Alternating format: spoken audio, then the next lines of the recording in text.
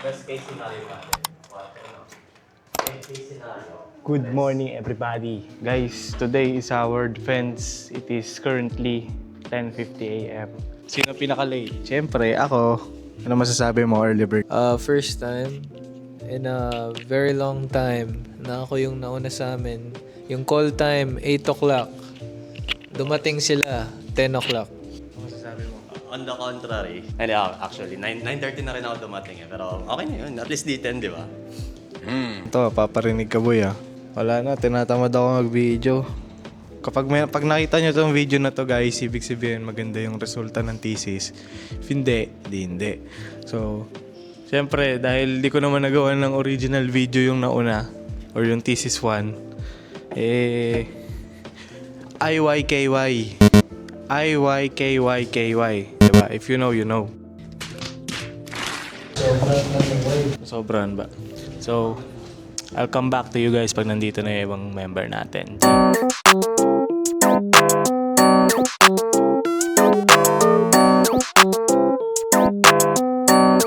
Before defense.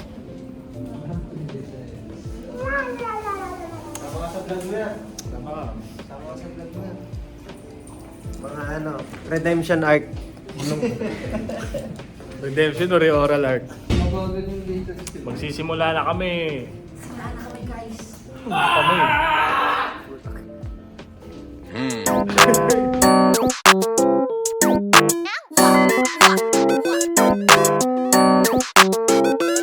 Guys, I know na minor revision to, guys. Alam ko na minor revision to. Prediction. Nabigla ako dun sa predictions. Gusto ko maging Minor realist. revision. Gusto ko maging realist. Major. Expect the worst para hindi na masaktan sa dulo. Ano tayo maganyan? Reorat. Baby, yo, mas sun and moon. Sun. Ito yung camera. ano lang naman kasi yun, more on documentation. So, I think it's a minor revision. Guys, ganito ang nangyari sa amin kanina. Ba't ang kuhin nyo? Sa amin to, vlog namin to, mag-vlog ka lang iyo. Hindi, ito na rin. Ganito ang nangyari sa amin kanina. Tinanong kami ng panelist namin kung ano sa tingin nyo ang magiging verdict ninyo? Gumanon siya sila sa amin. E di sinagot namin. Sabi namin, hindi sa isa kami. Oh, Arellano, ikaw muna. Hernandez, ikaw muna. Tas Lirios. Tas wala ako. And then ako yung huling-huli, di ba? Kasi R yung apelido ko. Tapos sabi ko, as a team leader po and project leader po, nakita ko po kung gaano ka-work hard. Okay na sa'yo? Ka-hardworking pala. Mali pala. Sige, sa akin muna. Good luck sa kanila, guys. Anyway, tutuloy ko muna yung kwento ko.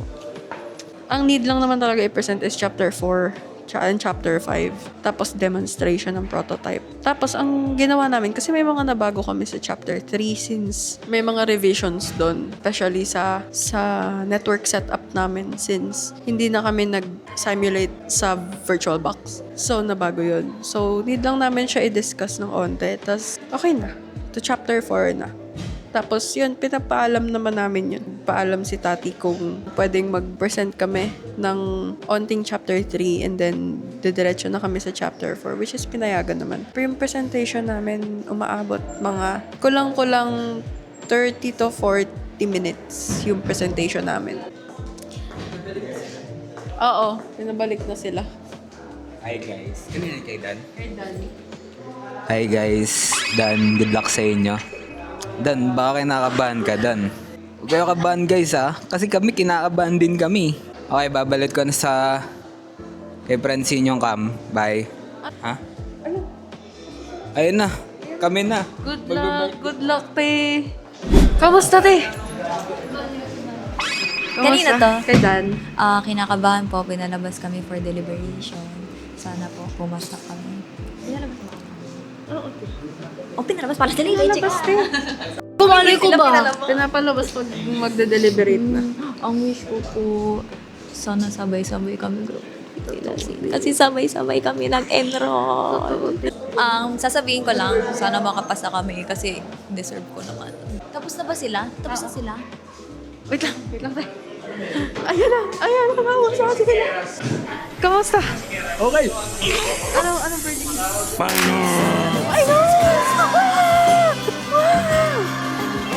Ay, tablet ko yan ah. Minor. Kumusta, boss? Mahilig sa minor. Expect the worst para kapag may the best. Ano to? Pag uwi ni Robby, magsha-shutdown. Anong masasabi mo, boss? So first off, I'm very thankful to the man above. Wow. Naging religious bigla. Pero legit. Kasi recently, ng term 2, na ako. Nakikita ko sarili ko, napapansin ko sarili ko, nagpe-pray. Kahit once, every day, to thank yung mga blessings na nabigay not only sa akin but sa amin, mga obstacles na nalagpasan namin, mga binibigay sa amin. So I'm really thankful to the man above, and also to my team here. Kahit na ang daming nangyari kanina, grabe, si Dan muntik pa kaming ipare-oral uli. Sinabi ba naman na Metro Manila City daw yung title namin instead of Manila City. Ayan tuloy, di ba? Di ba, Dan? Di ba? Di ba? Yun nga, I'm very happy. Hindi lang halata kasi super pagod ako, wala pa akong tulog. So, hindi pa nagsisink in eh. Hindi pa nagsisink in. Pero pag uwi, for sure, madedepress ako. Congrats. Anong masasabi mo? Ito yung snitch. Yung snitch. Oh. Ano yung title natin? Title po namin ay Geospatial Temporal Risk Analysis using MMDA Road. Tambaba naman ng camera. Taas naman. Oh, eye level. Ano ba yung interview mo? Anong masasabi mo sa verdict nyo? Goods. Anong naramdaman mo? Wala.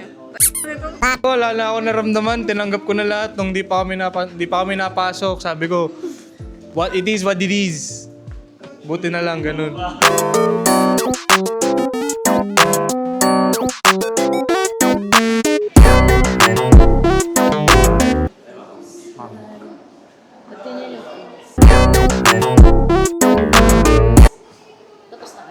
Kanina lang, kakatapos na. Napuna na naman sa amin, ma'am. Nabalik na naman yung tag dito. Yung ginawa natin, yung mock defense.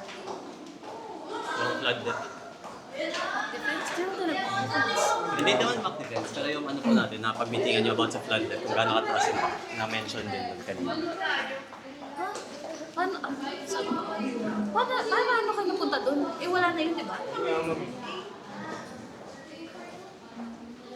Ano? Hindi ko Sabihin nyo na nga. Nakakonsent Ma'am, ganito kami, oh. Minor, ma'am. And for minor. Ma'am, ano opinion mo, ma'am? Minor? Kanina pa ako nag-overthink. Sabi ko, ang tagal nyo. So yun guys, actually napakagulo rin ng video na to kasi di ko pinano na mag-vlog ngayon. Nagdala lang ako ng camera kasi ayun, nakapokus lang kami sa defense. Ewan ko nga kung naiintindihan nyo pa ako ngayon. Pero yun guys, kakain na kami tapos video ulit. G.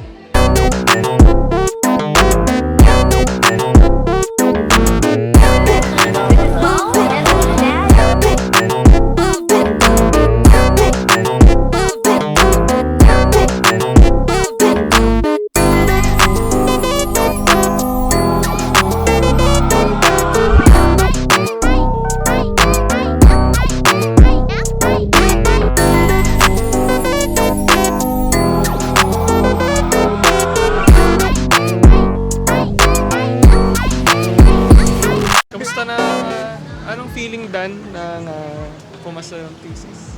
Okay lang sir. Quick with it. Meron pa may isa pang demonyo eh. Yun ikaw sir, DS. Next week, you thought it was over? Alam mo, ngayon ko lang na-realize napakadami kong backlog ng mga video. But ayun lang, maraming salamat sa panonood guys. like and subscribe to the channel. At I'll see you on the next one. OJT. OJT!